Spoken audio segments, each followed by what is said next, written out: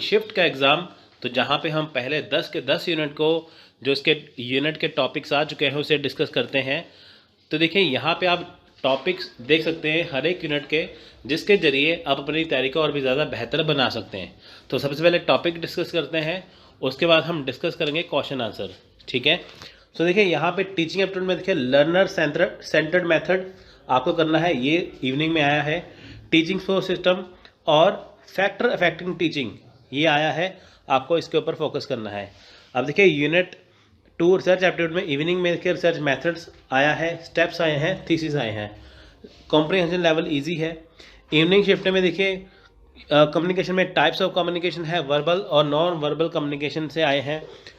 Unit 5 की बात करें मैथ्स की, letter series, profit loss, time speed distance, ठीक है, ये यहाँ पे आए हैं। ट्रेन का स्पीड था, डिस्टेंस था, ये आया था।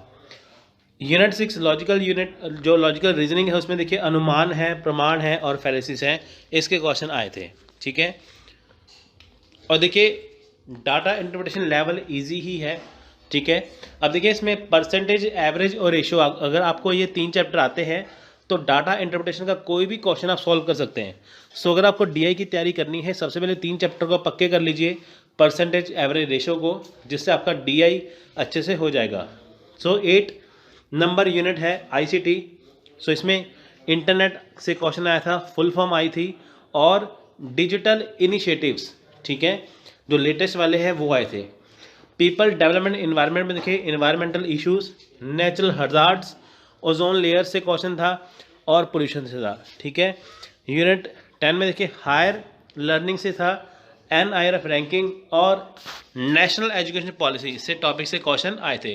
तो आई होप आपको ये टॉपिक क्लियर हो गए होंगे। आप मेरी हर वीडियो देखिए, मैं हर वीडियो में सबसे पहले टॉपिक डिस्कस करता हूँ यूनिट के, कि ताकि आप उस टॉपिक से जो अच्छी तैयारी कर सके, उसको नोट करें। उसके बाद फिर हम क्वेश्चन डिस्कस करेंगे, क्योंकि देखिए टॉपिक्स तो पता है कि ये तैयार करना है, क्वेश्चन क्या है कि जब स्टूडेंट क्वेश्चन बताते हैं आधे उन्हें याद होते हैं, आधे भूल जाते हैं, है ना। तो इसलिए हम आपको उतने क्वेश्चन देते हैं जितने वो उन्हें याद रहते हैं। सो चलिए स्टार्ट करते हैं क्वेश्चन। सो देखिए पहला क्वेश्चन था ऐसा, ये सीरीज़ है, ठीक है, ये पहले भी क्वेश्चन आया था, ये इस बार फिर से रिपीट हुआ है। ठीक है, सीरीज़ में देखिए लिखा है, ठीक है, ये क्वेश्चन है, क्वेश्चन नंबर 1 यहाँ पे लिखा है।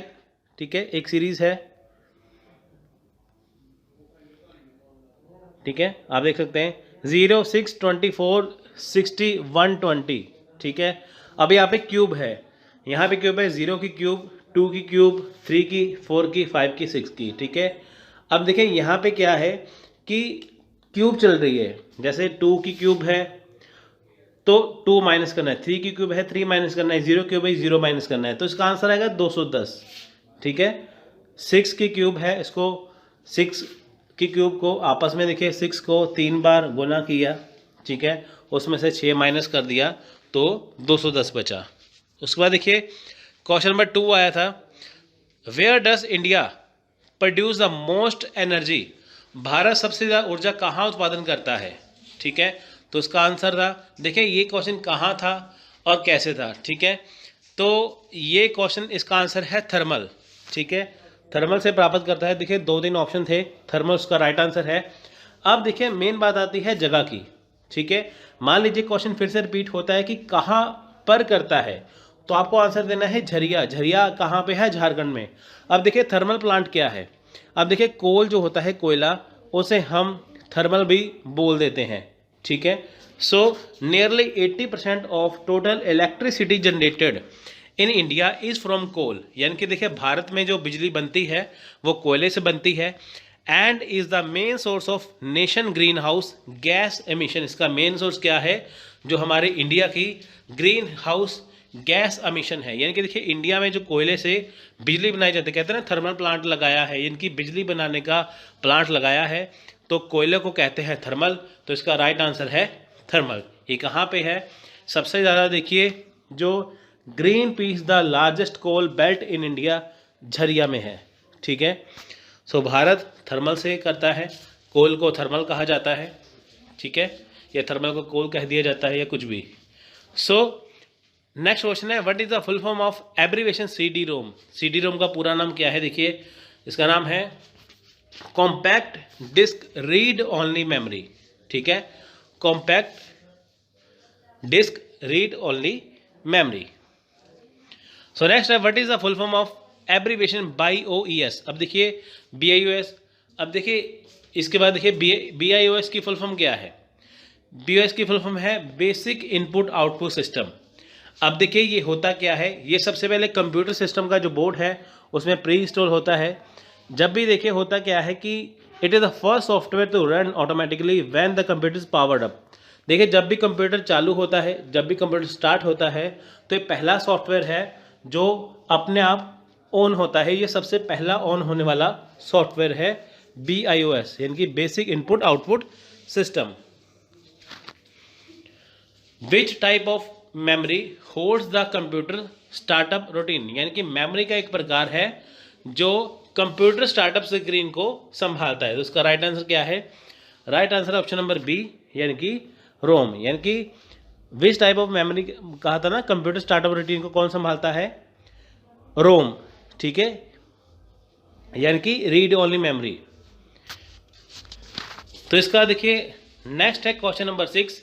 A man in A train notice that he can count 31 a man in telephone poles in 1 minute if the poles are at equal intervals of 50 meter. What is the speed of train? यानी कि train में जा रहा एक आदमी notice करता है कि वह 1 मिनट में 31 टेलीफोन के खंभों को गिन सकता है। यदि खंभे 50 मीटर की दूरी पर है तो ट्रेन की स्पीड क्या होगी? यानी कि देखिए एक आदमी खड़ा है, टाइम पास कर रहा है ट्रेन के अंदर, तो वो पोल गिन रहा है, तो उसने 1 मिनट में 31 टेलीफोन के पोल गिने, ठीक है। अब देखिए यदि खंभे 50 मीटर की नियमित दूरी पर है, यानी कि एक खंभा यहाँ पे है, एक 50 मीटर की दूरी पे है यहाँ पे, फिर 50 मीटर की दूरी पे यहाँ पे, ठीक है, तो ट्रेन की स्पीड क्या होगी? ठीक है, सो देखिए यहाँ पे इसका सॉल्यूशन है number of intervals between the pole to the 31st। यानी कि देखिए पहले हमें देखना है कि हर एक पोल में कितना डिस्टेंस है, कितना इंटरवल है, यानी कि एक पोल यहाँ है, दूसरा कितनी दूरी पे है। टोटल पोल कितने हैं? 31st। तो उसमें से देखिए हमने एक पोल को, फर्स्ट पोल को देखा है, तो 31 में से 1 को माइनस कर देंगे, बाकी बचे 30। यानी कि उसने 31 पोल गिरे हैं, हमने 1 माइनस कर दिया, बाकी 30 बचे हैं, ठीक है। सो डिस्टेंस कितना है? देखिए डिस्टेंस है 50 मीटर का, ठीक है। 31 पोल में से हमने 1 माइनस किया, जो फर्स्ट पोल था हमने उसे हटा दिया, 30 बचे। अब 50 मीटर की जो दूरी है हमने उसको मल्टीप्लाई कर दिया, तो उसका आया 1500 मीटर, ठीक है। अब जो 1500 मीटर आया, 1500 मीटर को हमने क्या किया कि डिवाइड कर दिया 1 से, ठीक है। 15 मीटर को किससे डिवाइड किया? 1 से। क्यों? क्योंकि जो एक पोल था, ठीक है, तो 1 से डिवाइड किया, ठीक है। ये 1500 मीटर बटा मिनट आ गया, तो 1500 मीटर बटा अगर हम मिनट करेंगे, ठीक है, 1500 बटा जो मिनट है, 1 मिनट को अगर हम यहाँ पे देखिए 60 सेकंड में कन्वर्ट कर देंगे, क्योंकि देखिए 1 मिनट में 60 सेकंड होते हैं, ठीक है, तो हम इसका आंसर जो है वो निकाल सकते हैं, ठीक है। तो आप देख सकते हैं इसका जो आंसर है वो इससे निकल जाएगा, ठीक है फ्रेंड्स। सो तो ये है क्वेश्चन, ठीक है। तो उसके बाद देखिए यहाँ पे आई होप आपको ये समझ में आ गया होगा। तो यहाँ पे 90 किलोमीटर पर आवर जो इसकी स्पीड है वो बताई गई है।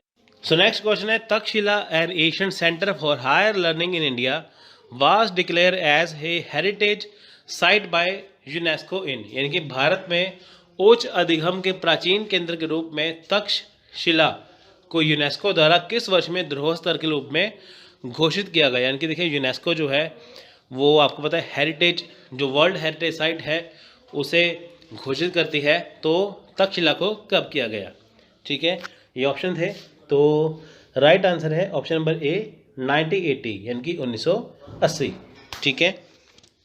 सो नेक्स्ट क्वेश्चन है what is the sequential order of A comprehensible sentence in न्याय फिलॉसफी, न्याय दर्शन शास्त्र में बौद्ध गम्य वाक्य की क्रमबद्धता को लिखिए। अब देखिए यहाँ पे जो न्याय दर्शन शास्त्र है, इनकी जो न्याय फिलॉसफी है, उसे क्रमबद्ध कैसे लिखना है। ठीक है, न्याय दर्शन देखिए ऐसे होता है, एस्पिरेशन, एलिजिबिलिटी, कॉन्टिग्यूटी, मीनिंग, यानी कि आकांक्षा, योग्यता, सनिधि, तात्पर्य। ठीक है, तो ये इसका आंसर है।